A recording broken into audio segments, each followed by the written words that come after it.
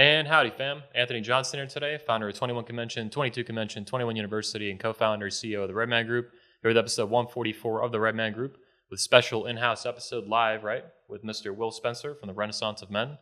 He's been doing working on a big project around the United States and Florida, especially recently, past week or so. He's an interesting guy. I met him first time last year at 21 Convention, 21 Summit 2020 during the peak COVID hysteria. I got to know him there a little bit at the event, talked to him, got to know a lot of our speakers, and we've become kind of distant friends since then through the internet and the wonder of technology and watching him on Twitter and his podcast, all kinds of things. Anyway, I appreciate you coming out, Will. Big time. Thanks, Anthony. This is great. Yeah, man. So first things first, for the guys who don't know you, like I've been telling them here, I got to know you a little bit. Your story last year at 21. We had maybe a long conversation in the hallway at one point for like an hour. But for the guys who don't know you, like, who are you, what are you about, and what's up with the Renaissance of Men podcast you got going months ago at this point? I'll just start by telling my story about how I discovered you in the Manosphere. Okay. And so that'll feed into the Renaissance of Men. So in 2006, I lost my mother. She ended her own life, unfortunately. And so I was in a place where I had to and my parents were divorced at the time. My grandmother died of grief essentially 6 months later. Whoa. And it was really intense. I was in the room when she passed as well. And as I said, my parents were divorced and my family kind of broke apart.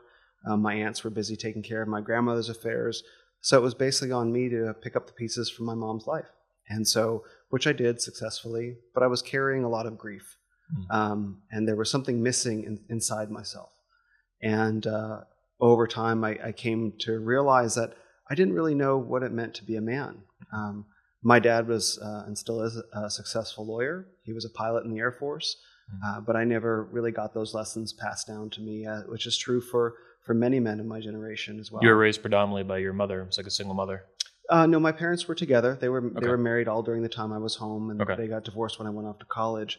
But yes, my dad was working very hard to provide a very nice life for me and my family, and my mother did primarily raise me, and she was a lovely woman. I'm very grateful, but she had some, I'll say, mental challenges, let's say, and she essentially made me her son husband, and so my dad wasn't necessarily aware that he needed to step in and kind of intercept that. And I think that there are many men who just aren't. They don't know how to recognize those signs when they're happening.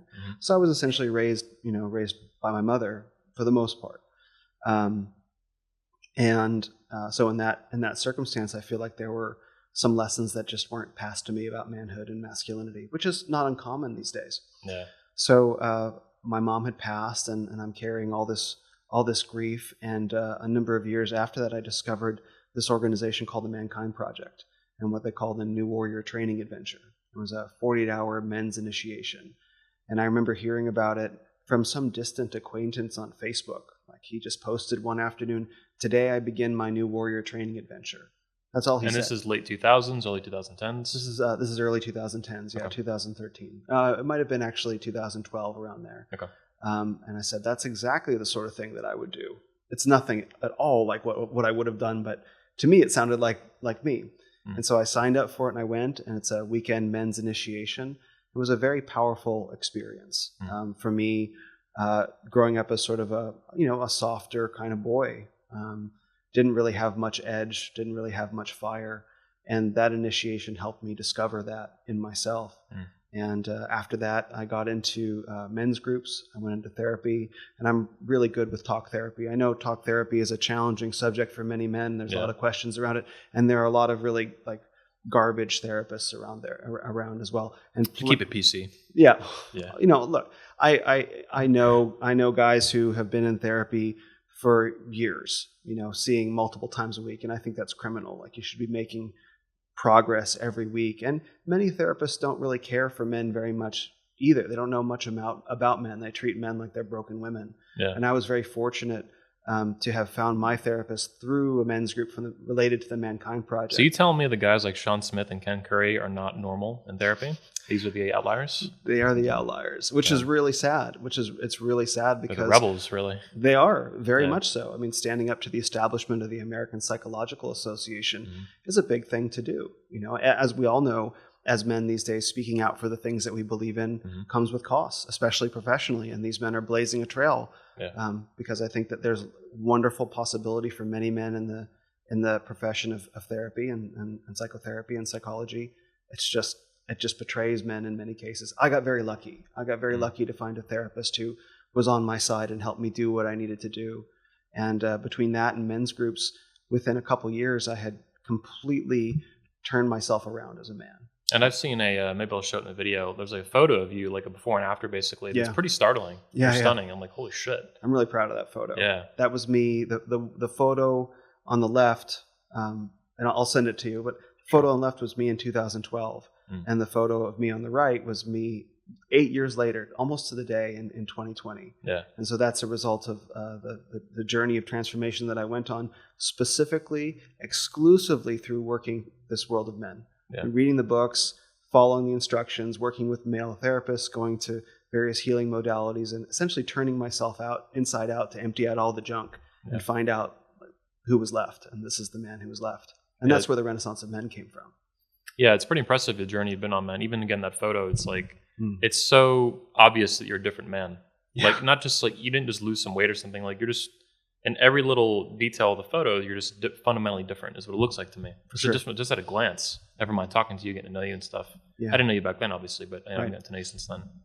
Yeah, it's impressive, man. So so the Manosphere, as I view it, and we've talked about this, it's kind of like these rings, these outer rings, and then inner rings, and more inner rings, until you get to like a core.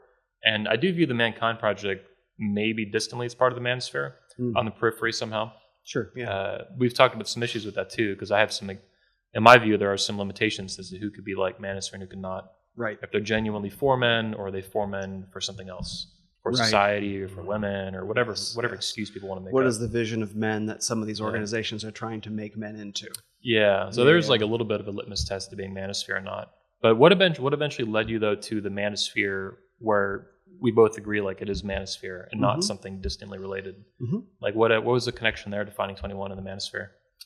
So I as I said, I went through the Mankind Project, started with men's groups and a therapist, and I liberated myself to fulfill my lifelong dream of traveling the world, which I had saved for many years to be able to do. So I was traveling through 2016 and 2017, and I got into 2018, and I think what happened first is I was looking for books about masculinity, and I came across Hunter Drew's 31 Days to Masculinity. And I did part of that program when I was living in New Zealand at the time, very briefly.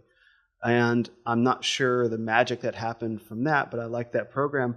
And you know how Amazon sometimes talks to YouTube, sometimes talks to Twitter, and we can't say how it all gets around, but it does. Yeah. I remember seeing Richard Cooper's 21 talk, Be Better.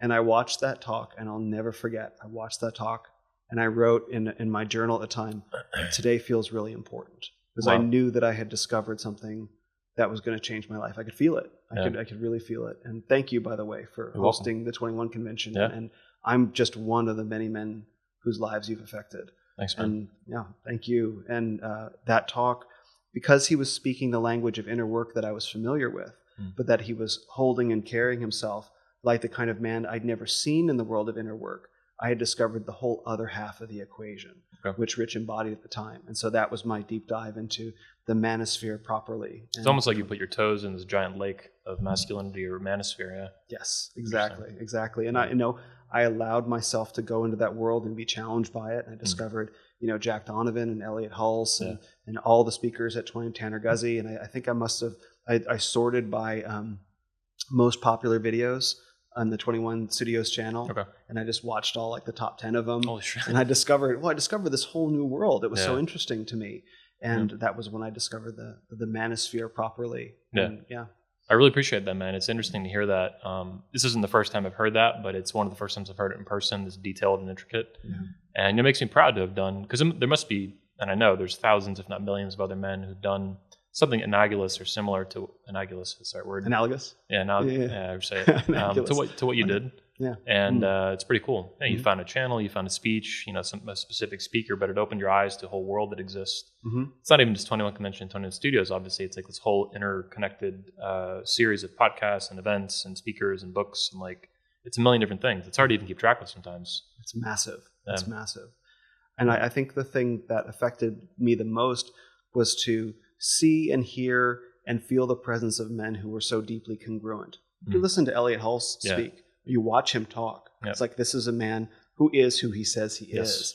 And so few, there are no models for good fathers in popular culture. Like, put on the TV, watch a movie, you're not going to find anyone who comes close. And this was in the days really before Jordan Peterson. He held that for a lot of men. Yeah. You know, Neil deGrasse Tyson kind of was that a little bit years ago. I felt that Steph Curry, the basketball player, Dude, bit of a tangent. Something I think will really shock you. Maybe. We'll see. But I've discovered recently, in this positive sense, that the original Addams Family show from like the 60s or whatever, in black and white, it's actually really positive, like family values in it. It's totally like I never watched any of it. I saw the movies in the 90s as a kid, but those were remakes of different actors. The actual original variation of the shows, it's really impressive. Wow. And it's the exact opposite of what you see today. All these, the Homer Simpsons, the Modern Family, all these fat losers and dad bods and beta schlubs. Yeah. So it just comes to mind, but if you ever get a chance, check that out on, I think Amazon has it or something. It just absolutely impressed the shit out of me. I'm like, what the fuck? Wow. The Addams Family, of all things. That actually makes a lot of sense, because back then family values were things that just weren't really questioned. And I don't think I ever really watched the show, and I don't remember the names of the characters, but I remember the husband was very debonair and dashing, you know, and had sort of a Latin kind of flavor, and his wife was very, very feminine and very mysterious and spooky. And the core of that show was the romance between the two of them. Yes, that they were both very different and both equally, I guess you might say, powerful, but very complementary in raising this sort of outsider family. And now that I think about it, that would be super family values. All the all basically the dark humor or the satirical elements, or just the quirky, weird, horror show stuff. That's all kind of a backdrop to like family values and stuff that are basically really empowered or ingrained into it. So I ended up reading about this too, and I wasn't the only one to figure this out. People are like, it's like really super positive compared to the crap we see today. Oh, it's crazy. And the Cosby Show as well was like that, and Silver Spoons, and now you can't watch a movie or put on a TV show without some very overt attack on the family. There's one that might be worthwhile. I did see a couple episodes with Tim Allen, Last Man Standing. Oh, yeah, for sure. Yeah, and that's notorious. It even got canceled temporarily. Oh, really? Yeah, like a year or two ago. Yeah. It got put back on eventually on another channel. Yeah, is it because he was outspoken politically, or was I think so. Okay, I think it was something politically, or some crap like that. You don't get to have wrong opinions. Yeah, and it was funny because the ratings on it were so high, and they still canceled it. So there's some fuckery going on. Like, why would you cancel a high-rated show that they didn't want to cancel the actors and stuff? Yeah, exactly. It was like, get woke, go broke. Is like there's a gravity to that. It's like, no, we can't help ourselves. Kaboom! There goes your property. Yeah, it's incredible. Garbage. So that's how you found the Manosphere, and you found 21 Convention and 21 Studios. Before we move on, it sounds to me. Well, I do want to get into the hair thing a little bit. Yeah, sure. We'll see if we can get into that. The lack thereof. Yeah. We'll talk about the hair. So you had, it sounds to me you had, in some ways, a rough childhood that ultimately ended in your 20s, like your mother killing herself. Yeah. That's brutal, man. Like, I had a fucked up childhood, but my parents are still alive. Neither one of them killed themselves. But talk to me about the hair thing, and then, if you can, segue it into how you've utilized from the Mankind Project to the Manosphere to heal your masculinity. Sure. Which seems to be the undercurrent of what you've been doing for a long time now. Yeah, happy to. So my hair started falling out when I was 17 years old, between my junior and senior year in college, and I didn't realize it until a year later, really. But that year, my senior year, one of the school bullies walked up to me and said, "You receding hairline motherfucker." Like, he said that to me, and it didn't land. I was like, what kind of insult is that? Okay. And then it wasn't until the summer between my senior year and my freshman year in college where I had, my bathroom had a skylight in it, and there was light reflecting off the top of my head, and I could see it in the mirror. I was like, that's unusual. I've never been able to see my scalp before. So I went to my hairdresser, barber, whatever, and I said, I think I'm losing my hair. And I remember him making eye contact with me in the mirror. So I'm looking in the mirror, he's looking at me, and he's like, yeah. It's 17. I was 18 at that point, yeah. Well, damn, it's brutal. It was brutal. Well, the thing was, I had worked really hard to get into Stanford University, which I'm very proud of. I had spent, all grade school, my high school, just working. My whole senior year, I was the yearbook editor. I was down in the yearbook office working. On the weekends, I'd go there on Saturday morning, and I'd come out, and it would be Saturday evening. I'd go down before the sun came up, because it was in the basement, and I'd come out after the sun had set. So it was like a full day of darkness for me. I loved it. I worked super hard, and I was like, I'm getting out of this podunk town, Phoenix, and I'm going off to the big city. I was super fired up. And then it's like, oh, wait, no, now you're losing your hair. Yeah. It hit me like a bomb. It hit me like a bomb. And one of the things I don't think is really well talked about in the sphere is what baldness does to men. And in a perverse way, I'm actually kind of glad it happened to me when I was 17, because at least I got some time to work with it. I can imagine that you're a guy in your late 20s or early 30s and you're just kind of coming into some sort of economic and social power, and it's like, boom. And it's just how devastating. Cutting in the knees, basically. Exactly, exactly. Because there's a real feeling. I mean, I even felt it. There's a real feeling of a loss of virility. My dad and I have a great relationship now, but I didn't have a good relationship with him then. And I didn't want to look like my dad. It's like, I really didn't handle it well. This was my freshman year in college. This was supposed to be my big victory. It was like cutting me off of the knees. It was brutal. It was super brutal. Well, I guess I get what you're saying though, because you never had to live your adult life with hair. That's right. You hit basically legal adult age, dead gone. Yeah, exactly. So you got a jump start on it. I see what you're saying. Yeah, I mean, there's you can make a case for either one, right? But I never got to grow my hair out. I never got to dye my hair blue. Beard game's strong, doing well. Yeah, thank you. Yeah, this was 2016 when I started growing this. Okay. So I just decided to give it a shot. I had just gone through a breakup, and I was like, fuck it, I'm going to grow my beard out. And it's like, oh, this is kind of awesome. So I'm enjoying it. Yeah, nice. Yeah. Appreciate it, man. So we were talking a minute ago about healing your masculinity. Is that a way you've interpreted your journey from the Mankind Project into the Manosphere? Do you feel it's happened to you over time? And how's that been looking for you?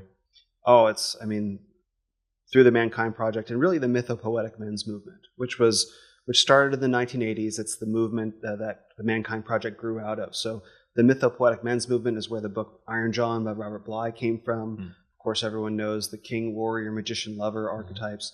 Those were part of the mythopoetic men's movement. And the mythopoetic movement, what it was really good at was introducing men to their inner emotional lives. And Robert Bly talks about this, that men access their inner emotional life through grief, through the experience of grief. It's a really interesting point because when you look at those two photos of me side by side, the 2012 and 2020 photos that we mentioned earlier, the guy on the left was absolutely full of grief, which you understand. I lost my mom and my grandmother and my childhood. I needed to grieve all of that. And it was very necessary for me to go through that process. For me, that manifested in talk therapy because I'm good at talking. So it's easy for me to get at my emotional self through talking. That's not necessarily true for other men. It works for me. But through talking and going into that process, I was able to empty myself out of all the grief and finally live and stand within my own emotional self in the way that I had always wanted to, stably, very stably. Where the mythopoetic men's movement stops, though, is it doesn't know what to do once a man has emptied himself out from grief. And so there are many groups out there like Sacred Sons and Every Man and many therapists as well, I think, and men's groups and stuff like that are very good at getting men to encounter their inner emotional realities, which can be very challenging for men. But then because they exist within kind of a feminist mindset, they get men only so far to where they can't necessarily be a threat to women. Truly powerful men come across as a threat to women. And that's not a bad thing. And just in general. It reminds me of Jordan Peterson talks about this, right? Yes. If you're not a threat to anyone, or if you're not there's a weakness to it if you don't have that edge to you. That's right. Yeah. Like if a harmless man is not a good man. Only a dangerous man who has it under control is a good man. That's how Jordan puts it. It's classic Jordan Peterson. There's another thing that he says, that a woman can't necessarily tell the difference between a competent man and a tyrant.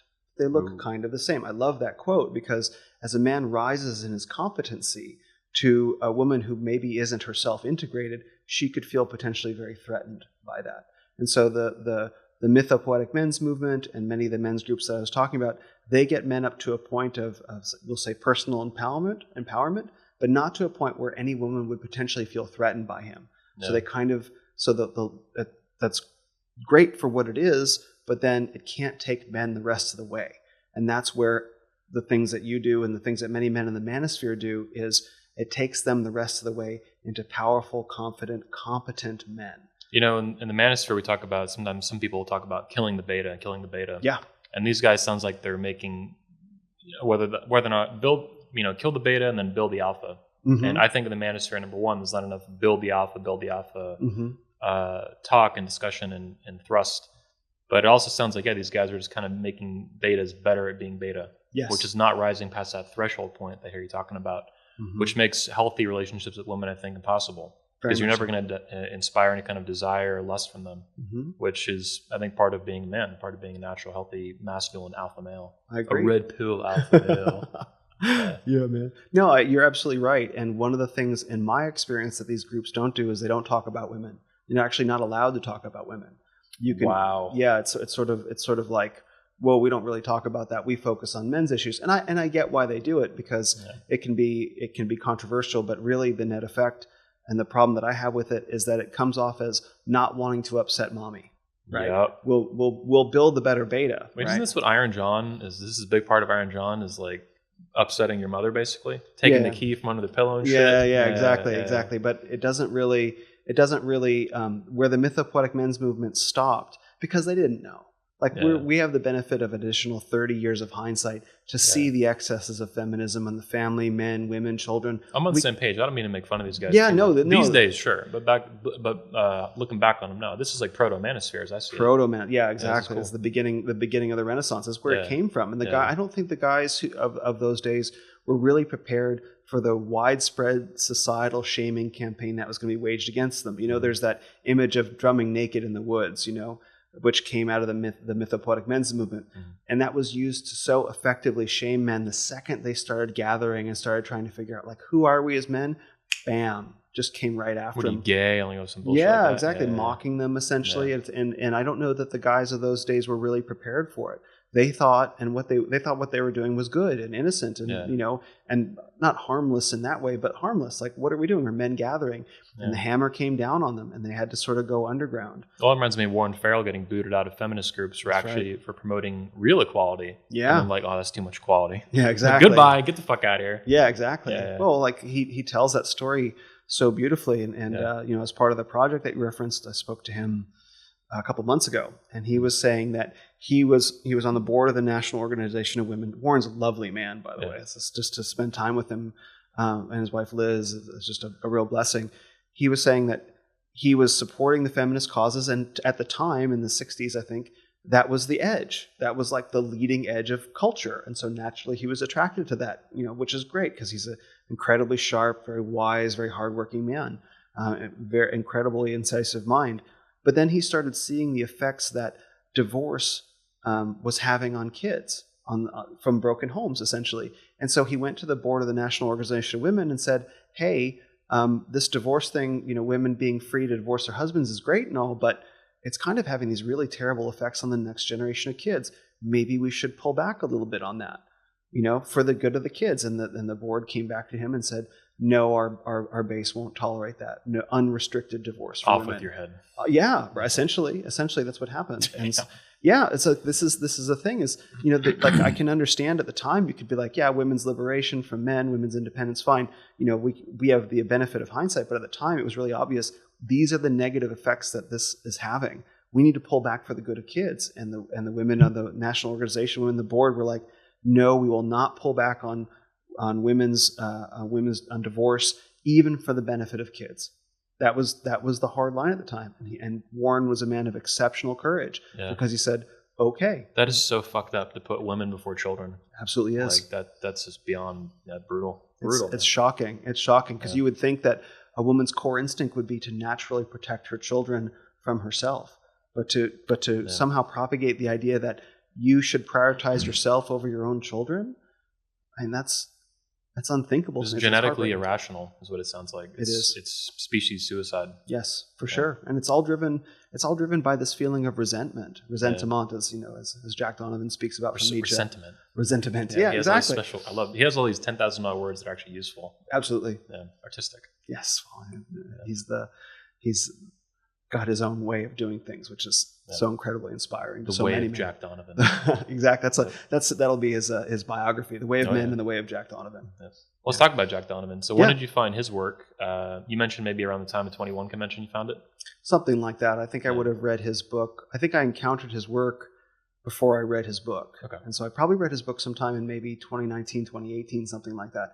And I was just so blown away by The Way of Men to read him lay it out. Yep. He just laid it out like, yes, didn't have to be a big, thick hardcover thing. It's just like it's a slim, well-designed, well-written volume that just hits you right in the chest. Yep. And that book is legendary for a reason. Yeah. What are some of the ways that his work has influenced you? Tactical virtues, tribal things, anything else? I really like, I like a number of different things from his work. I like, obviously, the tactical virtues, because that's a really good barometer to explain to men who don't necessarily get masculinity that there is something fundamentally different between men and women. It's that men throughout all of history have been required, if they want to succeed as being men, to display strength, courage, mastery, and honor. And those four. There are lots of ways to be a good man that change based on the society, right? But to be good at being a man, you have to embody those four characteristics, and that's universal.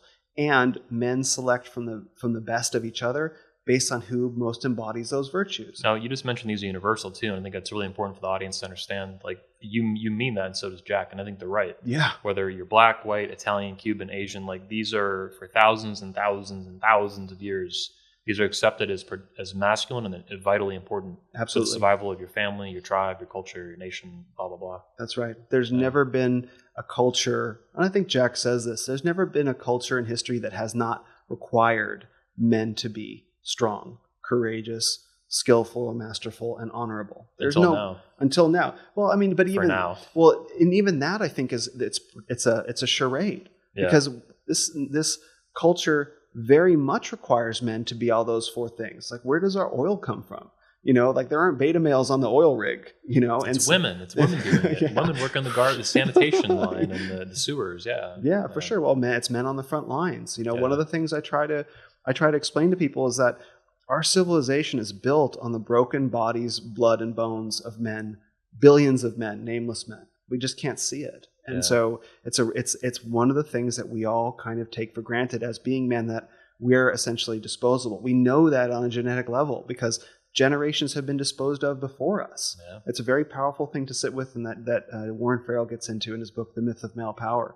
But there's no culture in history, even this one, that doesn't require that of men. It just pretends those men don't exist, and it shames them and tries to push them out of the spotlight so they don't speak up for themselves. And the result is this kind of delusional clown world. That's right. Where masculinity is supposed to not matter. You're not even a man. There's no such thing as man anyway. There's no such thing as gender. There's 500 genders. Yeah. Yeah. Well, Roman McClay's book Sanction, which you have down there, lays out very clearly like these are the demands of like a true laborer alpha male, and the struggles that the character deals with in that book, that are written about so beautifully, depicts that in a way that me growing up, college boy, educated, could never experience, but I could viscerally connect with. It's like, okay, I get it. Those men are out there by the thousands, and they're told to sit down, shut up, go away. And meanwhile, you have the men who get divided from their masculinity. Some men, they have it, and they don't really know how to use it productively. And other men, like me growing up, don't even know they have it. And so I hope that these two men start talking to each other, which is one of the powers of YouTube as a platform, is it gives men the opportunity to learn from each other in a way they never have before. Pitch into the Red Man Group, donate now, help us keep talking, or whatever. Yeah. That really goes. Thanks guys for watching. Hit the like button. Let's shift into women a little bit. You mentioned earlier that these groups didn't even want to talk about women, which is so bizarre to me. Like, as if, almost every man on the planet is heterosexual. Not literally all, but most by far. It's how the species continues, right? Heterosexuality. But the idea that as a man, your life wouldn't in some way massively include the opposite sex is fucking delusional. Mm-hmm. Like, from relationship with your mother to women, siblings, to a wife, girlfriend, children, daughters. Like, women it's the other half of our species. Like, right? But even from your perspective, having seen the Manosphere and the proto-Manosphere, and now having your own podcast and doing these, all the projects that you work on and stuff, what do you see? I'm trying to figure out where the question. We don't see that happening for women, is where my head goes to, right? We don't really see. Now, I think we're beginning to see that would make women great again, right? I've even seen a model that came out in 2018 where they were saying that the Manosphere is leading to a masculine rebirth, which will lead to a feminine rebirth as an offshoot. Yes. And then a civilizational rebirth if it doesn't fucking collapse. Or maybe collapse is included. Who knows? But what do you see there? Like, why aren't women having a rebirth, right? Until maybe now with the Manosphere kickstarting it. I mean, it's frustrating, right, to see that. I think they are. Okay. I think they are very much. The situation, this is how I describe the situation of modern men. You have sort of the the alpha and the beta. You have the strong man with an edge who may be emotionally, say, brittle, right? There is something to the mask of masculinity argument. The feminists go way too far with that, but there is something to that. We can all think of a man who's very, very tough outwardly, and you can tell that there's something unintegrated inside him that's really eating at him. He's right? Emotionally constipated. Yeah, exactly. That's exactly right. I've got some of my own emotional healing to do. Yeah, of course. So. Yeah, and it shows because we can have this conversation. Thanks. And so I think that there's a lot to that. The best benefit of inner work is to be able to engage fully with the moment as it is, and not constantly be churning in your head. You know what I mean? And so men who have done that work, they have whatever happens to their life in terms of their story or their fulfillment or purpose, there's just such a better enjoyment of the moment, and can always tell when a man has done that, as you have. Thanks. So you're a connoisseur of the moment, I guess you'd say. Connoisseur of speakers and the moment. Exactly. Yeah. So you have these men that are emotionally constipated, right? That's one side of a man. And emotionally illiterate is how Richard Grennan, a buddy of mine, would put it. Yes. They just don't even know how they feel at all, even if they try. That's right. Yeah. Some men, they just can't get there. And some of those men can be very strong and very capable, right? And maybe even be adaptive for them to be like that. But they are emotionally illiterate, right? On the other hand, you have men who have some amount of emotional diarrhea. There's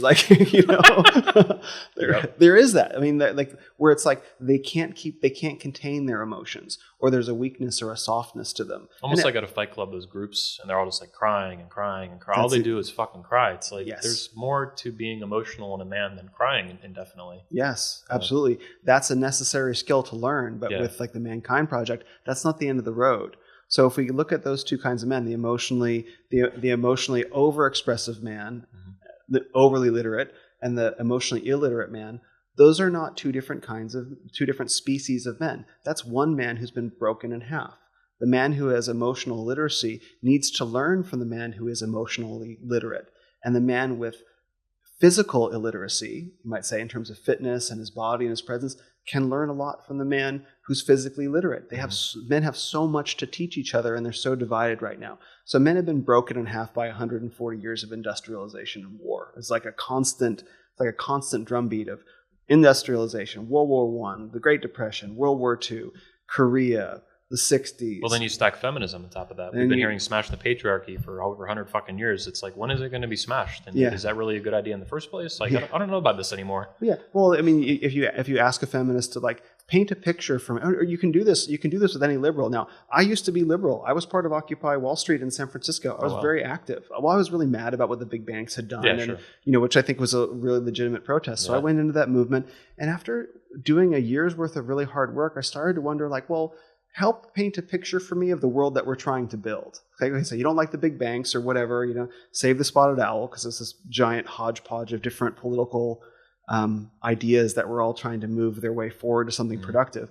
And I wanted to get someone to paint a picture for me of the world they wanted to build, and they would not do it. I could not get anyone to paint a picture. Like, well, how much taxes do you want to pay? 60%, 70%? Like, as Sean Smith would say, let's operationalize this.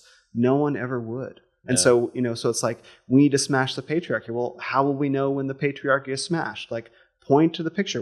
How much is too much? Does that mean killing fatherhood completely? Like the nuclear family? Like, when does this fucking end? Yeah. Well, there was an article in the Washington Post, I think, that said, when can we start killing men? What? Yeah. Yeah. And it's like, why? No, another one was, why can't we hate men? Yeah, exactly. That was on the Atlantic maybe or something. It's just fucking retarded. Well, the truth is that was the academic side of feminism that was there during the 1960s. Janice Fiumengo talks a lot about this, and now it's just surfacing. Now the real face of feminism is being revealed. The mask is coming off. The mask is coming off. They don't have to. They think that they're in total control of the culture, and the mask can just come off, and they're going to be unchallenged. So, you come around, big dick swing, and make women great again. That's right. Smack. Yeah. So anyway, men have been broken in half by that 140 years of industrialization and war and propaganda, et cetera, et cetera. And in that space, if men are broken in half, women will look at the, it's the alpha fucks, beta bucks thing, right? Which is a really good observation. And you have Sheryl Sandberg saying, date a bunch of guys, in your 20s and then settle down. It's like that coded language. Yeah. Well, so women's experience of men is, they'll date the asshole guy who's emotionally illiterate, and they'll find that relationship unfulfilling, and then they'll go and they'll date the nice guy. They'll find that relationship unfulfilling, and they bounce back and forth. And they draw the conclusion that men are shit. If this is all men are shit. And so that women feel like they have to be the man. So as the Manosphere and many of the men doing the work begin to step up and be the man, women don't have to be the man anymore. They can be the woman.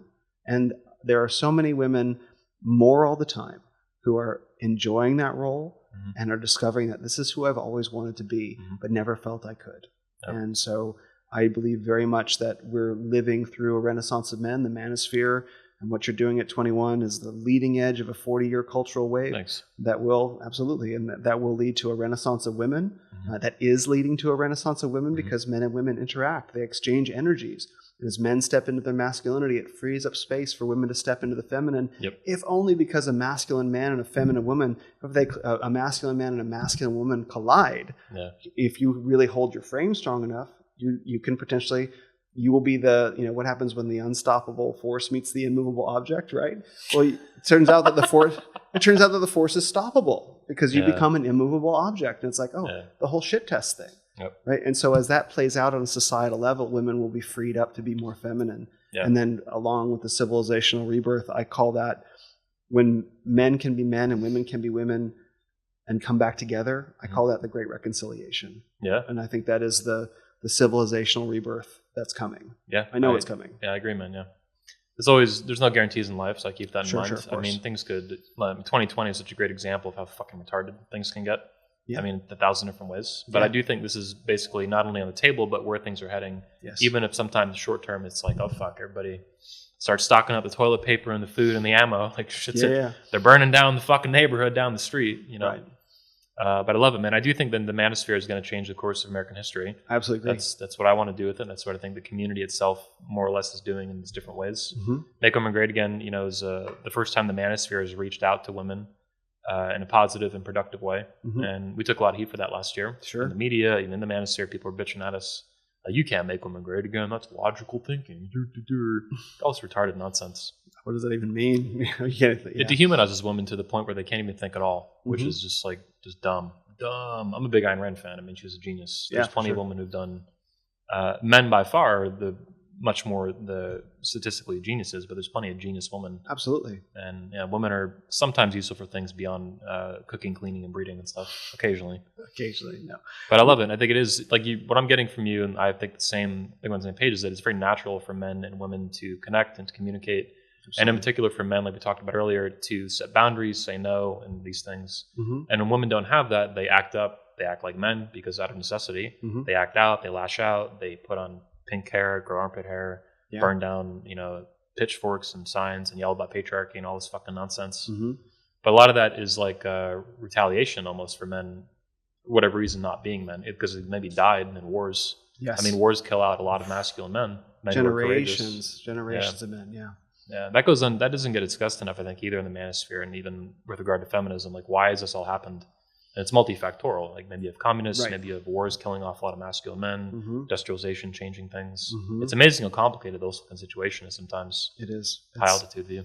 Yeah, I mean, to look at all the different threads that got us here, and to understand the flows of history, lend a sense of perspective to say, like, okay, this moment probably wasn't avoidable, if only because the Industrial Revolution was going to happen. And it happened so fast that the separation of fathers from the home would just alone transform everything.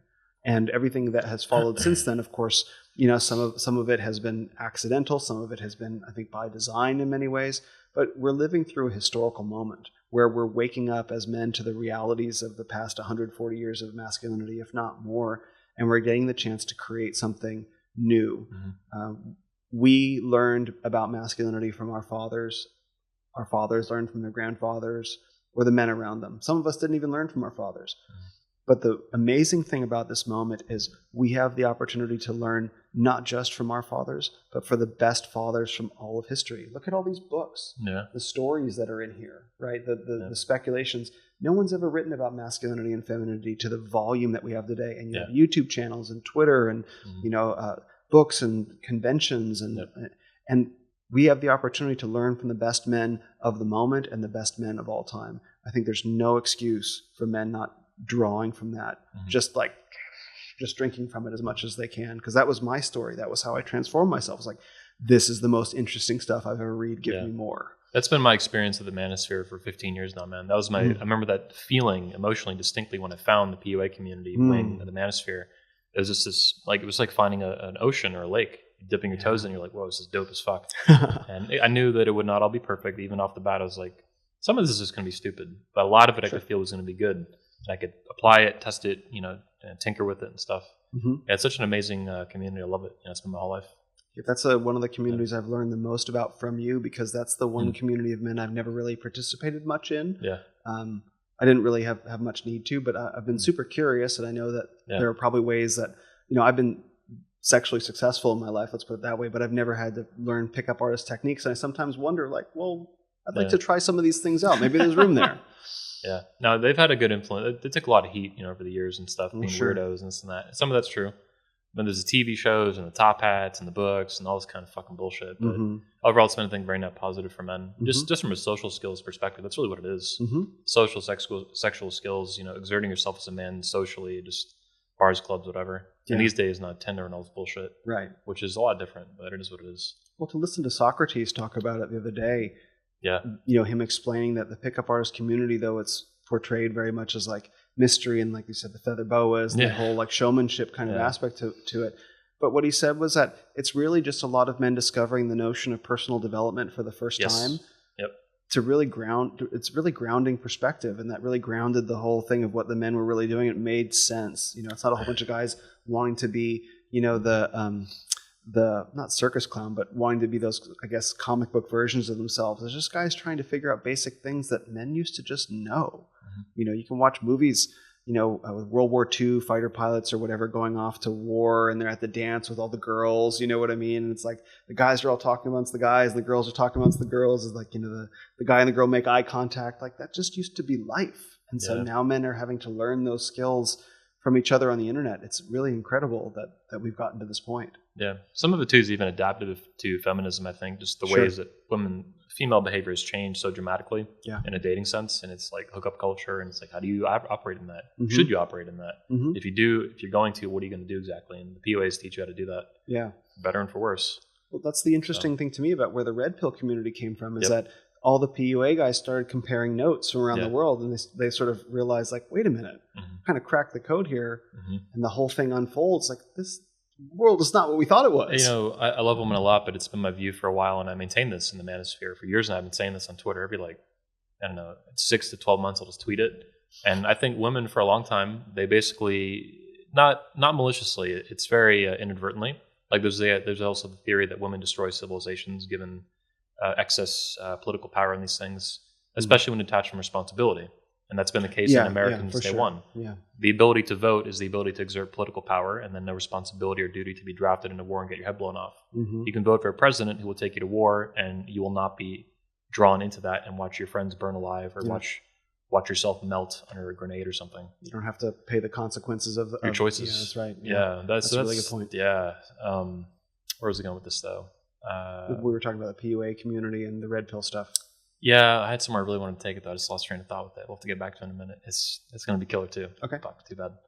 But let me ask you this. So what are some of the ways you want to see, make women great again?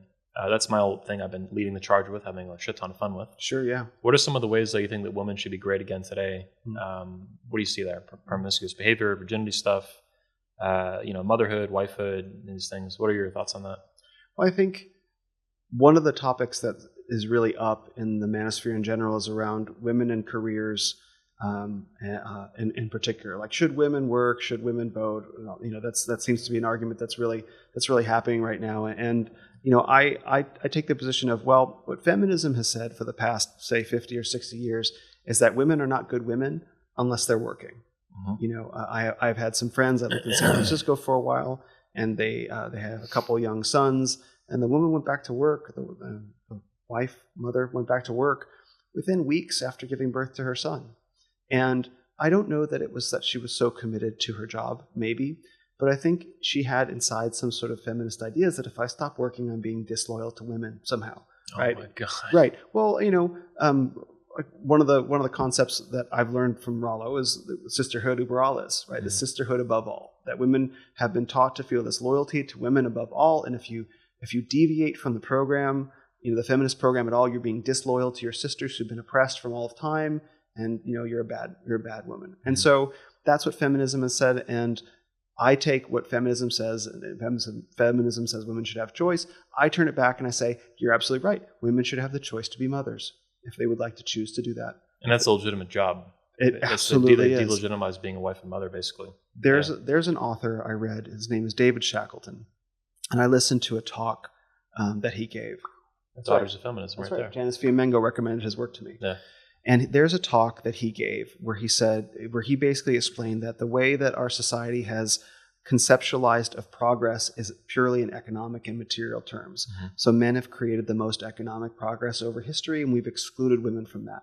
It's essentially like a Marxist argument that he's revealing, because Marx looks at everything in terms of the argument.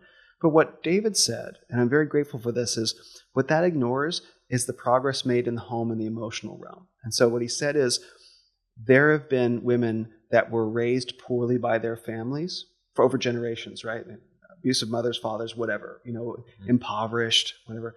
And there are women that could have chosen to raise their children to be like them, and given the kids the same life that they had. But there are women who instead say, I will give my children a more loving childhood than I received. And so women in that sense created emotional progress, which is invisible from a market-based perspective. You can't see it. You can't measure it on a balance sheet. Mm-hmm. But the women who took the big risk to say, I'm going to raise my children with more love in the home than I received, it's a remarkable contribution to humanity. And it's breaking the cycle of trauma. That's right. Yeah. And that's why we're here. That's why we can start asking these questions. In fact, that's a whole unmeasurable aspect of human progress, the growth in emotional and in some sense spiritual awareness. And if all you see is money, you're going to completely ignore that. But the reality is it's really sick, and we take it for granted. And so it reminds me, I've thought a lot about the founding fathers. Obviously, like, they're very inspiring to me. I think they're an excellent example of masculinity. What would George Washington do is Jack Donovan's new thing. That's right. Yeah. He's got me into George Washington even more so. Much more of a Thomas Jefferson guy traditionally, but it is what it is. But I always think, like, we see the founding fathers, we see the paintings, we see them on the dollar bills sometimes and whatnot, our money and all around. We should see more of them. We still see them around a lot even today, right? That's right. But they were all little boys once. Benjamin Franklin was once like a 5-year-old little boy. Wow. And I don't know his life history per se, but he had a mom, and he loved his mother, right? Mm-hmm. And maybe sisters, whatever. So but no one talks about this, right? They're always the founding fathers. You look at them when they're down from on high. Yeah, no, they were little kids once. That's right. And they had, in some cases anyway, loving parents and fathers and mothers. And it's like, do you think, we're told that, women by feminism have been oppressed forever, infinite oppression, right? It's like, do you think these men weren't thinking about their own mothers and sisters and wives and shit when they fought and put their balls on the line? Are you fucking kidding me? Right. Like, it's so delusional and non-factual. And in particular with the founding fathers, they were little kids once. And if they had a shitty mother, that would have turned out different in some cases. Absolutely. I think the most of the argument completely ignores the contributions of women to history, and also just how loved, treasured, protected, died for, fought for women have been. The greatest love poetry in all of history has been written for women. Have been romance stories. Wars have been launched for women. Men like women and children first. Men have suffered and died to provide for their wives, and their children and their daughters. And you can look at history if you are predisposed to view history through the lens of oppression. That's the gift that critical theory has given us, is that it looks at everything in terms of a lens of oppression. But when you take off those glasses and you see reality for what it is, the picture is so much more complicated, and you can find not just hope but truth if you do that. But if you're stuck with these socio-political lenses that have been slapped onto your face in college and stapled on, you got to pull them off. And that's the quote unquote red pill moment, the awakening to reality that it's not what you're told it is. And you can find out what it is for yourself, but there'll be a cost for that. I like my pills extra red. That's right. I take the whole bottle too, not just one. I like my pills like I like my hats. Yeah, exactly. Extra red. Fuck yeah, dude. I did, by the way, think of the thing I lost train of thought with earlier. Yeah.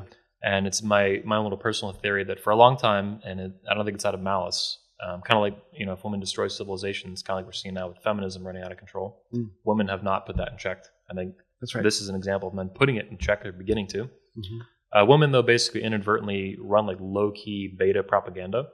And that, I think, is what... Not even low key, but yeah. Sometimes it's not low key, sometimes it is, though. And that's, I think, that's, with the red pill and the PUA community, they both have that notes sharing idea. And this is what the internet enabled for the first time in history. That's right. Separate from the proto-manosphere before the internet. This is men around the world, particularly in America and Canada, but really around the world, sharing notes about their own state of masculinity, being a man, but also their interactions with women. And it really has spawned so much. It's so special. That's never happened before in history. Never. Ever. It doesn't mean things like the Bible and these different religious texts didn't have useful, very real, practical, reality-based information about the sexes. They do. Right. They call it biblical masculinity and biblical femininity in a Christian sense, which is fine. I just call common sense masculinity, common sense femininity, a return to common sense, right? As founding fathers would put it. But yeah, I really do think that they run the kind of low-key beta propaganda, and the internet, for the first time ever, is actually enabling men to push back on that. And I do think it will lead, like you're saying, to a civilizational rebirth and a much healthier balance between the sexes. I actually tweeted last night. I had this idea. It's really late at night. You can see it on my Instagram, my Twitter. I was like, and I mean this. I mean, it's dramatic and hyperbole in a sense, but also it's real. Right. I was like, a billion beta males cannot bring a woman 1 ounce of happiness. It doesn't work that way. That's true. Like they absolutely, to be really deeply, genuinely happy and in love, they need an alpha male. They need that alpha, not even alpha male, because people want to argue then, are you genetic alpha male? Were you born an alpha male? Were you raised an alpha male? Did you become an alpha male? The nature versus nurture thing. Right. But they need the alpha energy that I think is in every man. That's right. But it really made me realize, you could have a billion fucking beta males line up to serve like one chick, and she would just be fucking miserable. That's literally how our species works. That's crap. So I was like, my concluding sentence was, our species is broken, like fundamentally fucking broken. Yeah. And there have been, I think, mechanisms over time that try to curtail this and moderate it. Sexuality is a powerful thing. I think every religion has rules and regulations for it for a reason. Yeah. But it's still like dysfunctional, basically, in the long term. And I do think, we need to change things around a little bit. And maybe the Manosphere is how that's all going to pan out now. I think for sure. I think one of the things about the Renaissance and about the Manosphere is, the Manosphere is a space. That's what a sphere is. It's a three-dimensional space. Men come in, men go out. Men get ushered out, when they're exiled, fakes and frauds. They get convicted guilty and everything like that. Get the pitchfork. Exactly. But the Renaissance is a process. And so the Renaissance has been going on for 40 years, since the myth of poetic days or even before. And it's this process of rebirth that we're living through, which is, it's not a revolution, because a revolution goes around and around, right? And it's not a reformation, because a reformation is led from the top down. And the cool thing about the men's movement collectively is that we're just kind of all figuring it out for ourselves. No one looks to a guy and says that is the guy, in the way that like someone leads a political party. Well, people do that, and that is rightfully looked down on, more so these days than ever, which is good. That's cult-ish behavior, and it's not healthy. It's codependency writ large. It's weird. Yeah, I mean, you have to.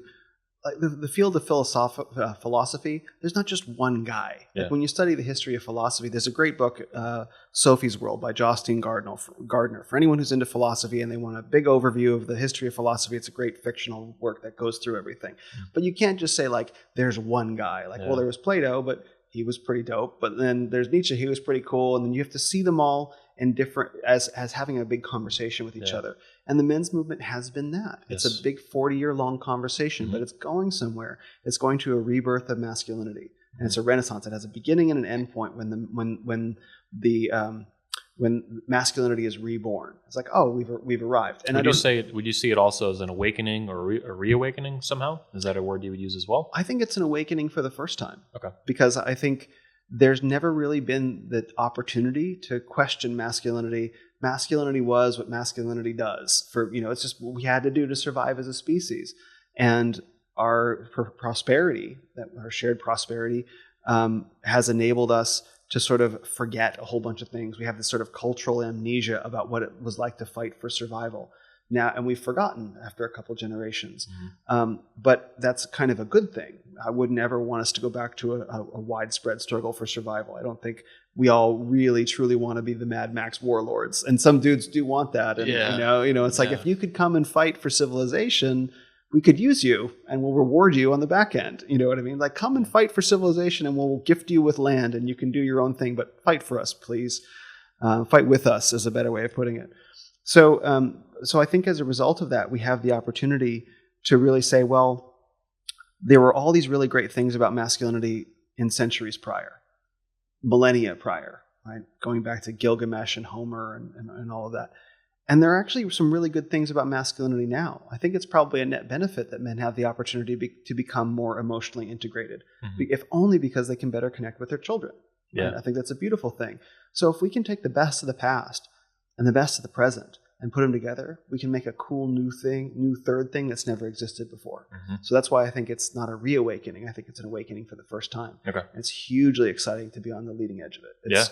It's just what a time to be alive and to be a man. Yeah, I love it, man. It's the way you're articulating it, I think, is really spot on, kicking ass, and it's just my life every day. Yeah, like I have some awareness of that. I'm in the middle of a hurricane in some ways, trying to lead in these different ways, physically with conventions, online, as a public figure, and this and that, make them great again, battling with the media and feminists and stuff, and it's a lot. And I do my best, and I think I do pretty good. You do a great job. I also recognize I'm still really young. Yeah. And that I'll do much better when I'm older. I'm 32 now, so 42, 52, whatever. But yeah, it's exciting, man. There's so much that happens so fast sometimes. It feels like the years just burn by. You're in your 40s now, right? Yeah, I'm 43. Yeah, I'm 32. So it's like, I'm just old enough to realize like time does fly fast as shit. It really does. And you're told this when you're young, but you don't understand it. You don't have enough experience to really appreciate it. And the older you get, you're like, yep, those people weren't kidding. Well, one of the things that I find that slows time down is novelty. So I've traveled a fair bit, and traveling, it's like a week can feel like a year. And I think I thought about that. I said the reason why I think is because everything is so new, your brain is so activated. And so one of the ways to slow time down is to be doing a bunch of new shit, have to be constantly adapting and moving. And I think that time is moving really quickly, but it's also moving really slowly in a way because I would imagine for you, there's so much novelty you have to deal with on a daily basis with new situations, things you're working on. And I just want to say, I'll never forget when you announced the title of the president of the Manosphere. And I loved it. And I remember I DM'd you on Instagram. I called you Mr. President, and I just thought it was so fantastic. And I love what you're doing, and I get it, because the Manosphere, this whole movement will rise to public prominence naturally over time, and it's really important that once it gets there, that the space be full of congruent men. There can be no fakes. There can be no fakes anywhere in here, because anyone with a skeleton in their closet, who isn't who they say they are, who's done bad things and not admitted it and surfaced it publicly and repented for it. We will be held to their standard. Repent your manosphere. Right. Just to be clear, I've done a ton of dumb beta shit in my life. Sure. I think people should. Yeah. I mean, it's like everybody. Just to make it really fucking clear. Sure. Yeah. Of course. But I mean, there's a way of saying, look, I did this thing, and not trying to hide it. You know, like men who do, criminal things. You know what I mean? Like particularly around families and stuff like that. Child beating, woman beating, shit like that. Yeah, that sort of stuff. If that's in a man's past, that's every possible slander that feminism will throw at the Manosphere that they can just point at and say, look, it's all ultimately, like we said, it's all toxic masculinity. Yeah. And so it's like, suddenly the work that thousands of men have been doing is all undermined. Yeah. And so it's like men have to come clean about that stuff. And look, I don't make the rules. I just work here. You know, like redemption is a real thing. It is possible. This is one of the beautiful things about Christianity, is that if you, confess your sins and you atone for them, you take ownership. You take ownership. You have your accountability. You take ownership, right? You make it right to the best way that you can. And there's a lot of pain and grief associated with that. It may go back to like, why were you doing X to your wife or kids? Like, well, go back to your childhood. And this is where the inner healing part comes in. Yeah. You have to go into that grief of your childhood, the way your dad treated you or the way your mom treated you, and confront that dragon so you can be free of it and never have to do it again. And then you're free. And then you're free. And then you can play the game with the rest of us. But if you got something in your closet, you got to go through that process. But conflict is feminine, man. Why are you confronting things? Dude, that's for women, bro. That's feminine energy. Feminine energy in the manosphere with conflict. Really? Yeah, I hate this crap that people say. I disagree. call them beta male police, the BMP. Oh, we all have to make nice together? Yeah, they always say any kind of conflict or confrontation, even internally like that, would be viewed in some way as feminine, which is beyond stupid. It doesn't make any sense at all. Yeah, no. They're delegitimizing all conflict, basically. Oh, okay. Well, it's a tangent, but... Okay, yeah, they're wrong. Yeah. But I appreciate, though, the presidency thing, and it did start out kind of tongue-in-cheek, right? Yeah, with a little bit of seriousness, and that's because it had certain purposes to it at the time. And it's just gotten more serious over time while still being really funny. So I have a blast with it. Yeah. Interesting too. The Black Manosphere pointed out recently with a documentary I released in March recently. Yeah, I think March. Was it March? Yeah, it was March. And they actually pointed out that the presidency of the Manosphere brings a lot of structure and order to it, which was not explicitly my intention. I would not have been able to articulate it at that time. For sure. Over some drinks with Jack Donovan, maybe we would come to that conclusion, but that wasn't really the point. And they're right. And they were the first ones to spot that and identify that and compliment me on that. And the Manosphere in general. And they want that in the Black Manosphere, and they don't have it. Sure. And so I don't have much connection with them, but it's kind of interesting that they had a lot of respect for that. And it's been a big benefit, I think, to the Manosphere bringing that to the table. And at some point, I want like a VP and all kinds of cool shit. We're not there yet. A cabinet. I called Jack the Secretary of Masculinity, Jack Donovan. Secretary of Defense. Yeah, exactly. Secretary of the Memes. Yeah. Secretary of Meme Warfare. Cobra Tate, maybe it'll be that. Exactly. Yeah. I think the Black Manosphere is one of the most exciting developments of the Manosphere overall that I've found. And I want to see not just a Black Manosphere, I want to see a Japanosphere. I'm making this up. I heard you say there's a Latinosphere. Yeah, loosely. I want an Africanosphere. I want there to be a men's movement for authentic masculinity all over the world. I want all the warrior cultures of the world, of every race, ethnicity, et cetera, to stand up and to recognize each other and be like, I recognize you, you're like me. And I think an awakening of men on that scale would be absolutely unstoppable. Yeah. I just kind of I try to play neutral with it. Try to use Switzerland. I try to treat 21 Convention that way too, which is people don't even believe because there's so much lately these days. As you rise, there's a lot of conflict. People try to tear you down, this and that. Sure. But I've always seen it as like a real Switzerland of the Manosphere, and I can bring people together from different tribes and movements and fields. PUA, Red Pill, MGTOW, MRAs, all the same convention. Yep. And they have different ideas. Sometimes a few of the speakers even just hate each other. Sure. But they get along and they're respectful to each other because I not only ask them that, there's kind of a demand for it. Like, you have to be cool at the event because this is like a Switzerland. Yeah, of course. Unless and until there's like a serious problem that demands my attention in some way. Right. And until then, I'm going to stay out of it. That's right. I do my best. That's right. People they're very skeptical of this, but these are the facts of reality and how I conduct myself. And I think it's important for the 21 Convention and the Manosphere to do that. I agree. And even the Black Manosphere, that happened organically on its own. I had nothing to do with that. Yeah, for sure. And if there's more of them that pop up, that's fine. And if there's not, it is what it is. So I'm not that worried about it. Whatever's going to happen there, I think, should just kind of be laissez-faire, like let it happen or not happen. Yeah. I think that's a world that's coming into itself and beginning to recognize itself as a thing. And I've listened to Kevin Samuels and Obsidian Ali, Mumia Obsidian Ali. I listened to his talk. I listened to O'Shea Duke Jackson as well, and a little bit of Derek Jackson also. And to listen to these conversations, they're incredibly important conversations. And they're not necessarily relevant to me and my upbringing and my community, but there are lots of things that are universally relevant to masculinity. Yes. And so I learn a lot from listening to them. And I also respect listening to men working out shit on their own. And that's the best thing to see. That's everything that I want, is for men to come together to work this out on their own and to find out what it means to be a man, what it means to be masculine, and lift up their communities. Yeah. That's the most beautiful thing. Even in a Jack Donovanian sense, to make up a new word today, it's probably not surprising that we see the Manosphere build additional tribes as it grows. For sure. Like, that's just what men do. We build tribes and clans and groups. And like, that's, I hadn't thought about that way before, because there's a lot of controversial issues to the Black Manosphere and stuff. I could barely name them, but there's definitely a lot of tension with all that. I think it's awesome. I think it's cool as fuck. Yeah. I joke that I want a black card. I want to join their group because they're more masculine in some ways than the general Manosphere. They really are. And I didn't know this till a few months ago. I'm like, these motherfuckers are savage. Oh, listen to Kevin. Listen to one of Kevin Samuel's 2-hour talks. I mean the smaller channels. I don't just mean Kevin. I've seen Kevin. He's funny as shit. He says some savage shit. You got big dick? You got big dick, man? You got big dick? No, you ain't got big dick. He's just brutal. Yeah. But there's a lot of smaller channels, 1,000, 2,000, 10,000. That the Manosphere in general has these, and the Black Manosphere has their own too. And that to me is the grassroots, the guys that really matter, because that's like on the ground floor. You can really feel what's going on, and most of them don't even have any kind of business with it. They don't make money off it. It's just kind of something they do, and that to me is where the real gems are. Interesting. Okay. Yeah, they're really, you have to find them, but you know what to search on YouTube. You'll eventually kind of find these, and there's always like a few dozen or whatever per group. And yeah, it's interesting. It's very raw data in terms of intelligence. Pretty cool stuff. One of my friends, a man named Jonathan West, he runs the Being Husband podcast. And he's Black from Nashville. And we observe that there's not a lot of one of the conversations that really needs to be happening in America right now is around race. The three things, every culture around the world, and I've traveled a bit, every culture around the world has different taboos. So, for example, in China is the 3 T's: Tibet, Taiwan, Tiananmen. Those are the 3 things that you can't bring up in polite conversation in China. I don't speak Mandarin, so I didn't get to test it, but that's pretty known. In America, the 3 things that we're not allowed to talk about, the height of taboo, is money, weight, and race.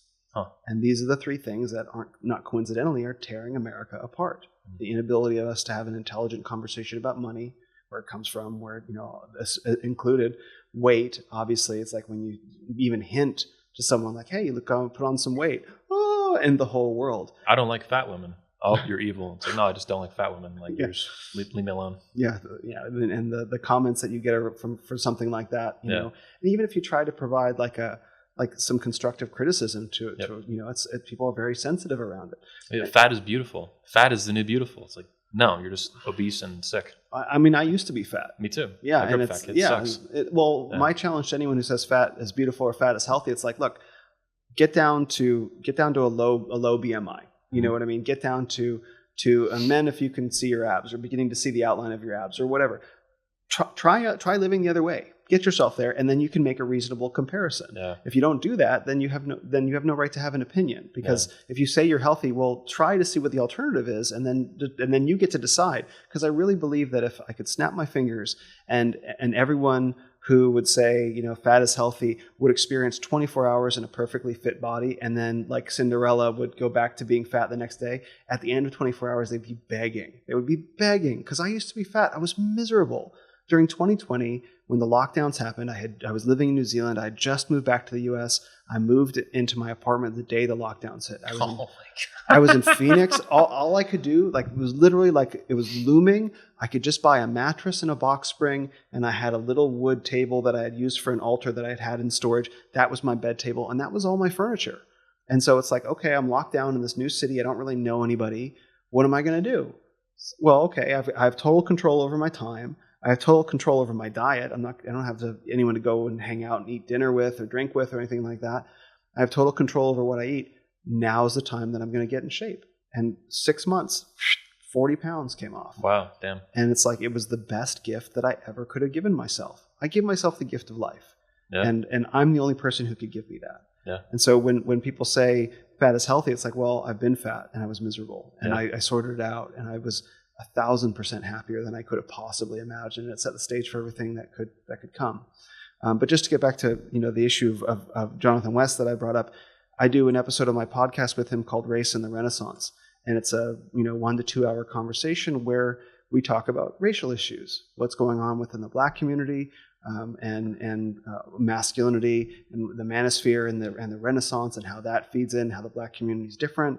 And my perceptions of those things, checking out with him. It's just a very open conversation. I'm very proud of that conversation, and I think more of those need to happen. Mm-hmm. So we have one Race in the Renaissance episode that's out now, and we've got another one that I'm finishing up that'll be coming out soon.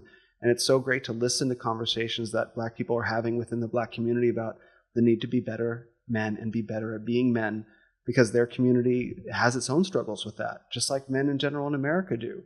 And I think it's vital that men of any race and ethnicity figure this out for their own happiness in their home, and for the men who look like them, let's say. Yeah. Good shit, man. Yeah. Next question. You got to attend 21 Convention last year for your first time. Yeah. What were your expectations going in, and then how did that compare to the actual experience on the way out? I don't know that I quite knew what to expect, to be honest. I just knew that I had to go. In fact, there was a time when I was thinking of living in New Zealand, and this is true. One of the big reasons that I was internally opposed to that was that there's 21 Convention. How am I going to get from New Zealand to the 21 Convention? It's a long journey. We did it actually in Australia one year. I know. That was a long time ago. What year was that? 2012. Was that where the Nick Sparks talk was? Mm-hmm. Okay. No, there was a big speech though from there. It got 2 million views almost. James McLean. Okay. A lot of big speeches came out of that event. Yeah. Yeah. I wanted to do it in Auckland, New Zealand one day. Oh, really? But because of all the free speech crap and the culture wars, now I've decided to can that for a while. Yeah, New Zealand. It's tough down there. Australia is not much better. Yeah, they're not very friendly to free speech these days. Back then it was whatever, you could just do something. Yeah, and I think many Americans don't really understand just how important the Bill of Rights is. Yes. And once you travel the world and you understand that the notion of free speech is just what an incredible technology. Never before in human history had the leaders of a society decided, you know what, we should just give the people the ability to say whatever they want. Yeah. They're completely incentivized to do the exact opposite. Yeah. And that the founding fathers of America, that as you mentioned, said, no, we're going to give people the ability to speak freely. It's like, we're going to make it very explicitly clear in the founding documents, because that's the Bill of Rights, is that, the Constitution was written that said any rights not given to the states or the government are given to the people. The states or the people, respectively. Yeah. And so, but then they're like, well, we want to make really explicitly clear the 10 that are really important, and so it's just an incredible thing. And so to have that in America, I think a lot of Americans take it for granted. They do.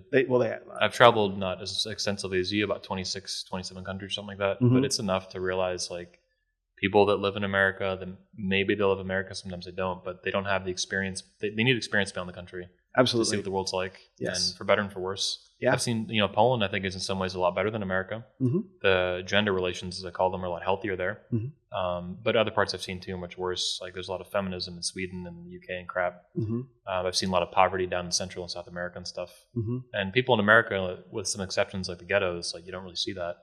And you see it up close in the jungle, and people are like hungry and starving. It's pretty hardcore. That's right. Yeah, I mean, it ain't on a TV. It's like right in your face. Yeah. Well, many people who even talk about travel, they just go to Europe. And they think, I've traveled. It's like, well, no. Like, Europe has the tourist trail that you can follow and stay relatively safe. If you want to really travel, you go to a place like China or India. Yeah. You know what I mean? Like, I spent a couple months in China, and I spent 6 months in India. Radically different. Yeah, there's no bubble. You're just confronted with the reality of the country, and you get a perspective real quick about just how fortunate we are to live in America. But many people aren't courageous enough, who talk about travel. Oh, I'm a traveler. It's like, well, have you been where it's really difficult to travel? They go on a cruise to like Cancun. Right. I traveled. And no, you definitely didn't. I mean, I fully support anyone who wants to travel and wherever you want to go, but definitely don't hold yourself up as some sort of like citizen of the world unless you've actively challenged your preconceived notions about the world by like, okay, I'm going to go to the place where I'm terrified to go safely. For sure. Yeah. I really want to go to Japan. I almost went last year, but Japan's then COVID awesome. Fucked it up. Yeah, no, man. I think the culture's not perfect. I know there's a lot of issues there like everywhere else, but a lot of it is very interesting to me. Mm-hmm. The homogenous nature of it. They really have this kind of nationalism to them. They love being Japanese. Mm-hmm. If you're not Japanese, you'll never be Japanese. Shinto, I've been studying and stuff lately. Yeah, it's interesting. Japan is one of those countries where good enough is not good enough. Yeah. Like they take everything they do. This is what I loved about being there is they take everything they do so seriously, and so many people there strive for excellence just for the sake of excellence. And that's something that's part of American culture in many places as well. And that's what really makes particularly the food. You have to fight to have a bad meal in Japan was my experience. You have to try, you know what I mean? Yeah. So it's a really special country in that way. But as far as 21, what was your expectations or experience? You said you didn't know what to expect going in. How was it in the end? It was incredible. I mean, I think I arrived on Wednesday and left on Tuesday. Yeah. Sounds right. And so Thursday night, Friday night, Saturday night, Sunday night, Monday night, 5 nights. I might have slept for 18 hours the whole weekend because it was so many high energy, high integrity guys, and the vibe was so high, even though it was kind of raining, even though it was the whole coof weirdness was going on and all that stuff. Just to be around, men like Jack or Ivan Throne or Tanner or Pat Stedman, to be around them and to really see this is what it means to be an aligned, congruent man. For me to experience that was, it was so, I don't even know the word. I want to say intoxicating, but that's not the right word. It's just like, why could I want to sleep? I didn't feel the need to. I was so excited. And I think on Saturday night, Jack, Donovan, and I were sitting by the pool in the circle of guys, and he and I just kept talking, and we literally talked like all night until like 8 o'clock in the morning. Hey, do you want to get breakfast? Like, let's go to Denny's. And so it's like going to get breakfast, and with Jack Donovan, the Denny's was like, it's incredible. And earlier that night, Pat Seven and I had ridden in the trunk of a car with the trunk open. Oh my god!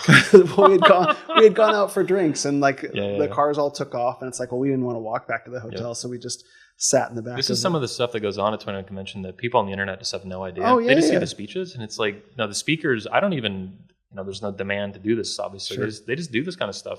Yeah. They'll go out drinking with the attendees. They'll have dinner and breakfast and shit. Like they just do stuff with the attendees, and like this would normally cost like a lot of money to have one-on-one time with some people like this. Oh, for sure, yeah. And they just do these things, and it's funny, I rode in the back of a trunk with another speaker. We were drinking late at night. Like, where else do you see that?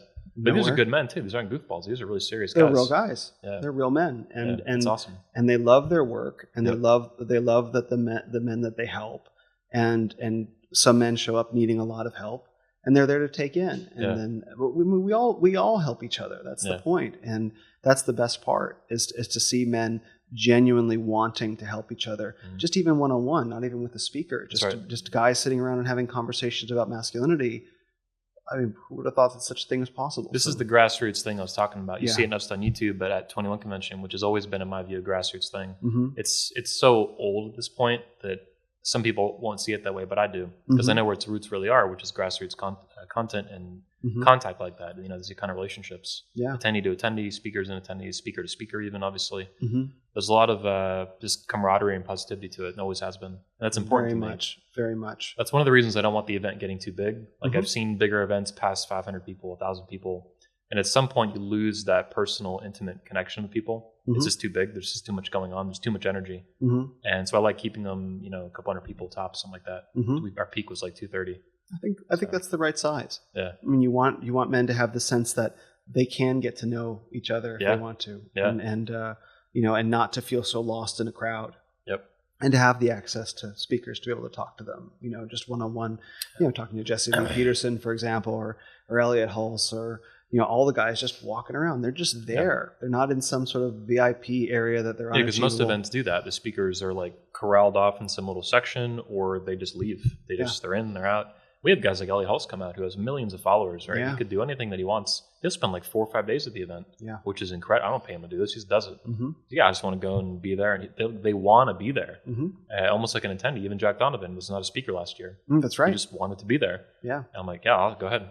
Sounds good. Yeah, the energy is so great. And I was so interested to see, when you announced 22 Convention, I was so interested to see how that would go. Yeah. It was really exciting to me, and because it was such a bold step. Yep. And about to do it again. I think tonight we should have everything done tonight, if not tomorrow, the latest. That's great. That's great.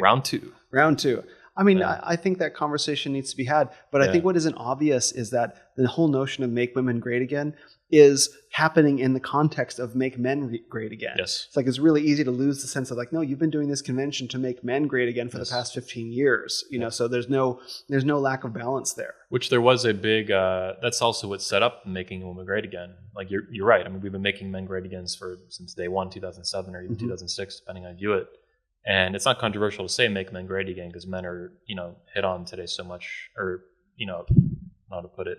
Beat down would be a way to put it by culture. But yeah, that's what we do. And I think that was basically the skeleton, or the foundation to build Make Women Great Again off of. Yeah. That the media even picked up on this. Like, this isn't some random dude doing a random event. This is like this dude's been doing this for over a decade for men and fathers. Yeah. Now he's doing it for women. So it has this whole framework that I could fit it into very easily. I knew exactly what it would look like, where I wanted to do it. The city, the location, the venues, this and that, the speakers, the film team, the video team, the security team. Like, there's like so much that goes on behind the scenes people don't understand. I have to lead like half a dozen teams. Yeah, for sure. But I was able to do all that in a heartbeat for 22. And I think it's also made it a threat. It wasn't some random schmuck doing an event for the first time where they fuck it up, right? That's right. It's a shithole fraudulent event. I don't know any of those in Manosphere lately. They don't exist. But no, for real, I'm the best at what I do, I think, in our industry, in the market. Absolutely. And I was able to like compress that into, let's do it for women.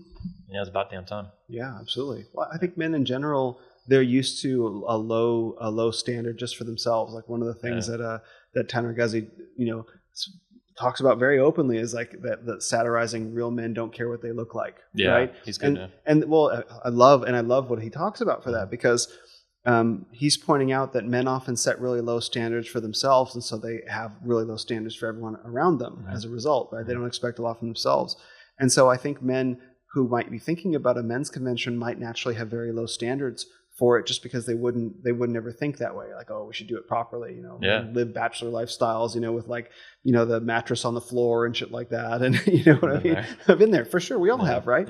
But at a certain point, men have to learn, if only for themselves, to up their game. Yeah. And what I love about 21 Convention, what really did impress me was, and many of the speakers say this, is that it's a really high standard, high quality event. And you put a lot into it to make it achieve that level. Like, look at the branding, look at the backgrounds and the audio visual production and the whole thing. Is like, you really make it, a national tier quality event.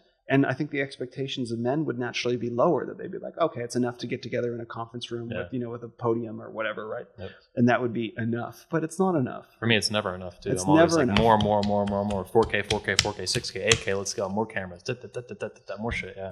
Absolutely right. I drive the video guys nuts. I'm like, more. Why do you need it in 6K? I want it in 6K. It's going to be useful for another 20 years that way instead of 18. Exactly. Yeah. You gotta be ready for that stuff. Yeah. Yeah, and I think that really shows. And that shows up in the presentation and really in everything you do about it. And I think it forces men to raise their own standards for themselves. And it's leading by example too. Yes. Like, I do think about that to some extent. It's not just for me and my own personal motivation to work and produce the best work that I can, a la The Fountainhead, which is where it inspires me to do that. Mm-hmm. But it's also like, this is masculine, to improve over a lifetime. Yes. And to always be pushing your limits to new levels and new challenges. Mm-hmm. And the company and the events are how I do that. Mm-hmm. It's 21 Convention, literally. I'm looking at the logo. Okay. But that's my challenge to do that. It's my opportunity to do that in life as a man. And then I get to lead by example to do that. Mm-hmm. So it's pretty awesome stuff. It's really exciting. And men need to do that. It's like the event is always getting better, and men need to always get better too until you die. That's right. Like, that's just part of it. I think it's the best way to live. I think anything else is just dumb. Right. Yeah. You have an incredible opportunity to do, you personally, and you meaning generally, to do amazing things with your life and to accomplish real things of value with a sense of purpose, whatever that purpose is. And once you discover what that is, how can you not want to get better every day? Whether it's painting or writing or throwing events or, lifting weights or whatever, the feeling of incremental progress, of being on that journey, the rewards of effort, of climbing the mountain are immense. And I feel so sad for men who don't have a sense of purpose and don't have the opportunity to experience that, because I think it's one of the core aspects of being a man, is to experience that incremental improvement over time with a sense of purpose. Yep. And it's so fulfilling to men. And that's what I reflect to men, that I hope that they find for themselves, as you found it for yourself and I have for myself. Fuck yeah. I appreciate you being on episode 144 of the Red Man Group. Thanks for having me. Big time. It's been a lot of fun. It's been a lot of fun. Last thing is, where can people find you? renofmen.com, the podcast? Yes, you can go to my website, renofmen.com.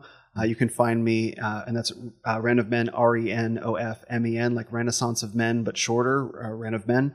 You can find me on Instagram at Ren of Men, and on Twitter at Will_Ren of Men.